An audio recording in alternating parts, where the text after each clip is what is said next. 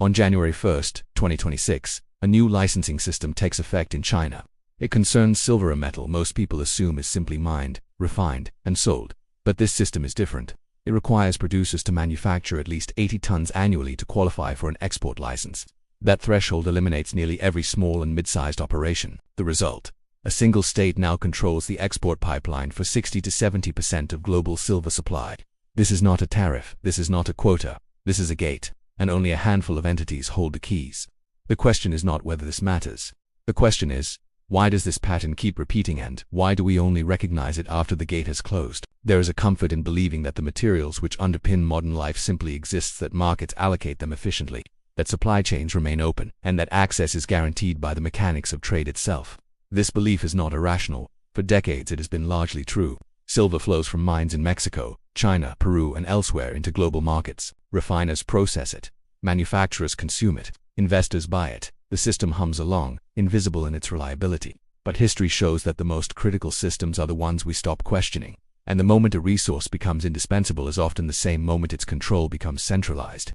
Consider the Dutch East India Company in the 17th century. For a time, it did not merely participate in the spice trade. Was the spice trade? It controlled production. It controlled shipping. It controlled pricing. And for years, this monopoly functioned so smoothly that European buyers assumed the spices would always arrive, always at a price they could afford. The illusion lasted until it didn't. When supply tightened, when political priorities shifted, when the company's interests diverged from the market's needs, the consequences were not gradual, they were structural, and they were irreversible. The stability was never inherent to the system. It was a byproduct of conditions that could damage. China's role in global silver supply did not emerge overnight.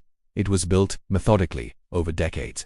In the early 2000s, China was already a major silver producer, but its position was not yet dominant. Other nations, Mexico, Peru, Australia, contributed substantially to global output.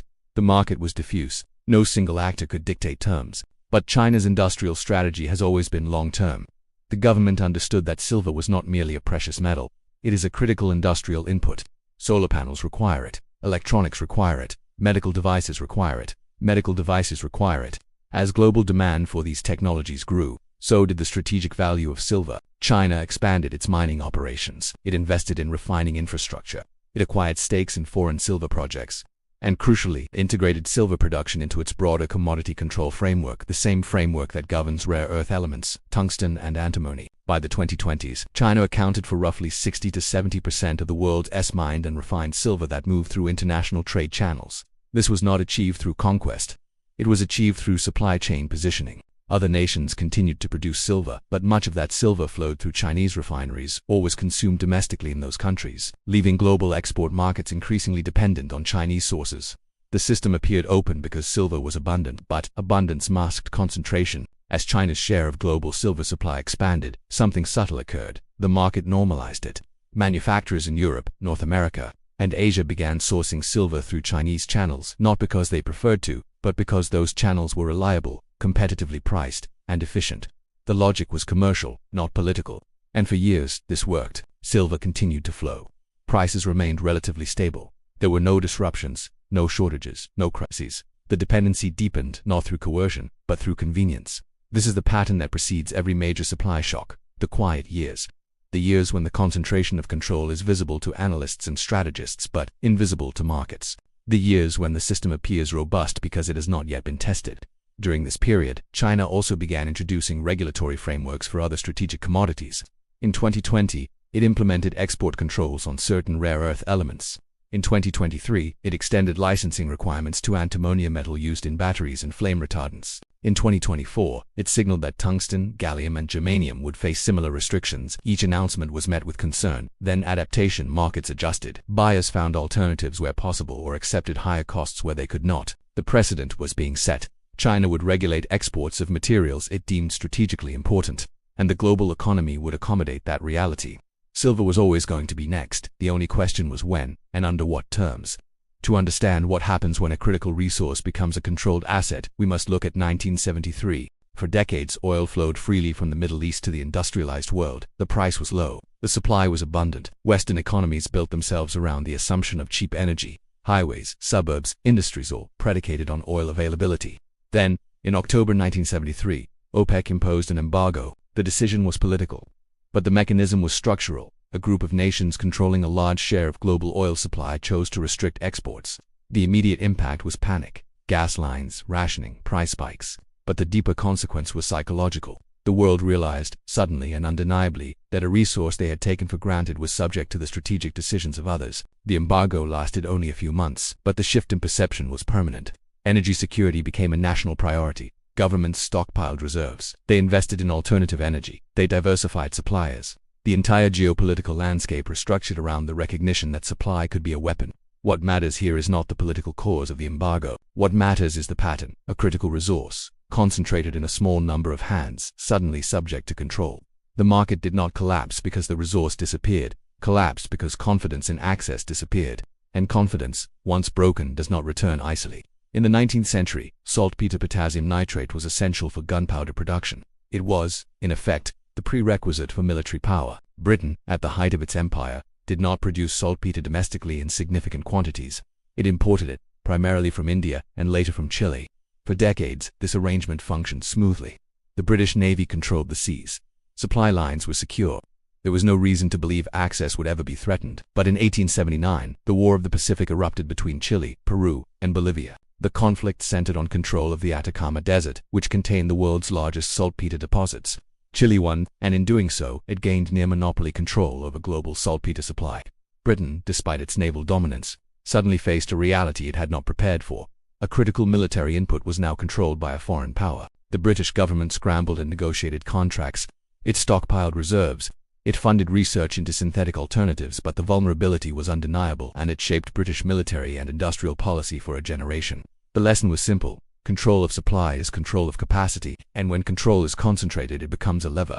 On January 1, 2026, China's new licensing system for silver exports takes effect. The mechanism is straightforward. Any company wishing to export silver from China must obtain a license. To qualify for that license, the company must produce at least 80 tons of silver annually. This is not a suggestion. It is a threshold, and it is intentionally high.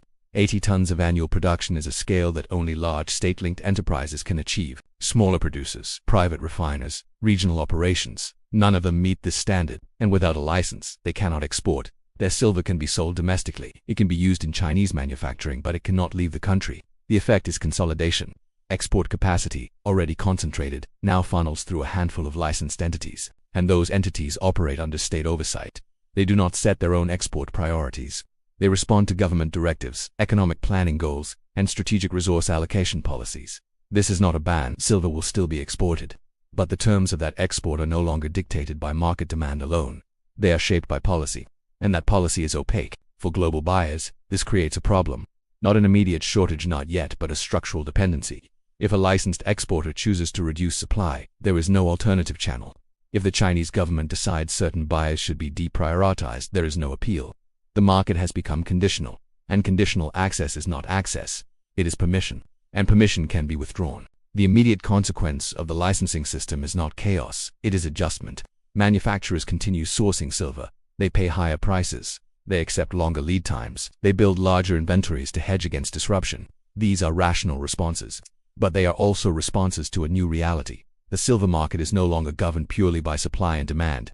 It is governed by regulatory discretion. For industries that depend on silver, solar panel manufacturers, electronics producers, medical device companies, this introduces a variable they cannot control. They can forecast demand, they can manage costs, but they cannot predict whether export licenses will be renewed or how much supply will be released in any given quarter. This uncertainty propagates through the supply chain.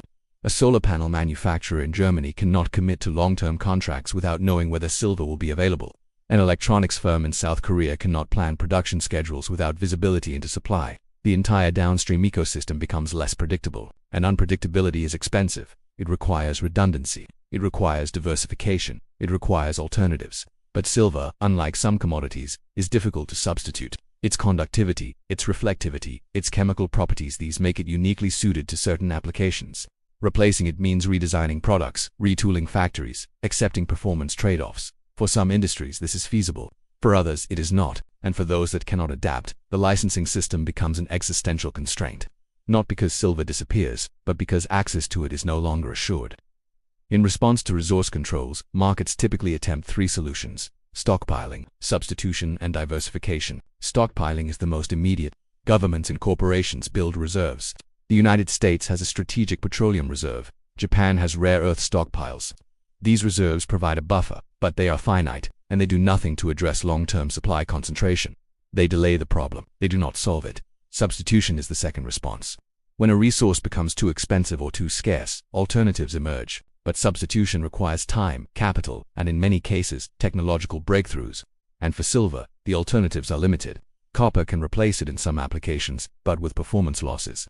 Graphene and other advanced materials show promise, but remain expensive and unproven at scale. Diversification is the third strategy. Buyers seek new suppliers, new sources, new geographies. But here, the problem becomes structural. If China controls 60 to 70% of global silver exports, diversifying away from Chinese supply means relying on the remaining 30 to 40%, and that remaining share is already being absorbed by existing buyers.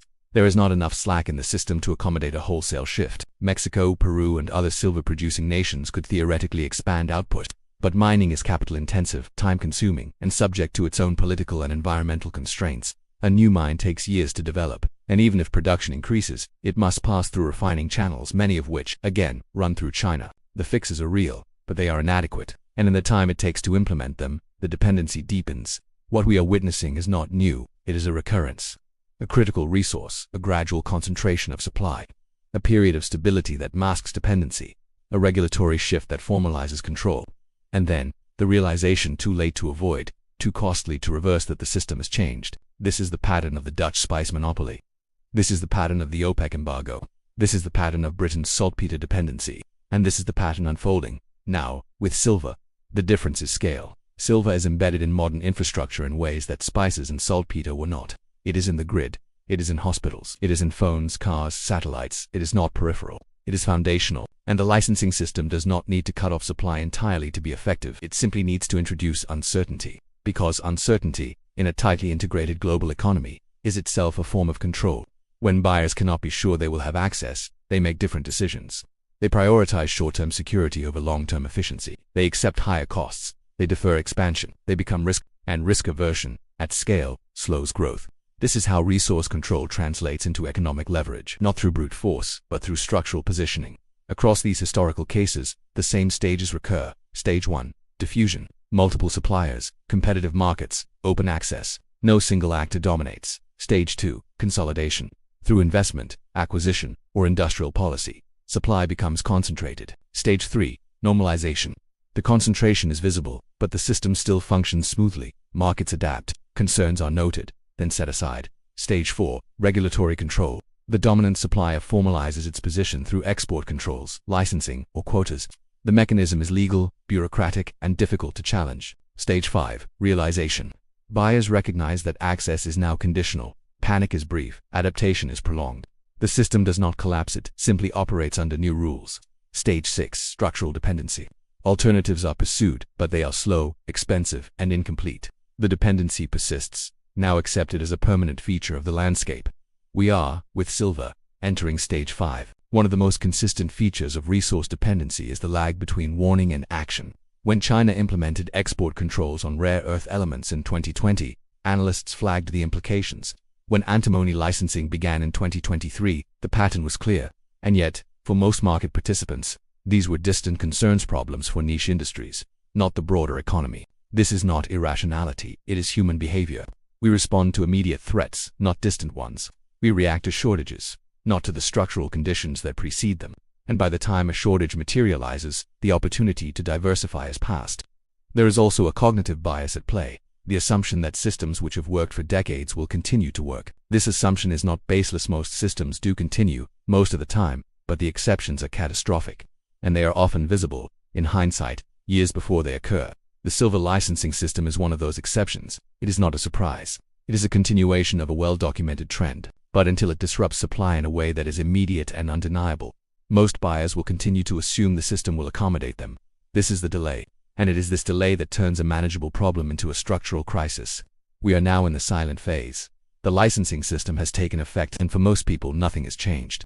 Silver is still available, prices have not spiked, supply chains have not collapsed. The world continues to function as it did before January 1st. But this silence is not evidence that the system is stable. It is evidence that the system has not yet been tested. The question is not whether disruption will occur.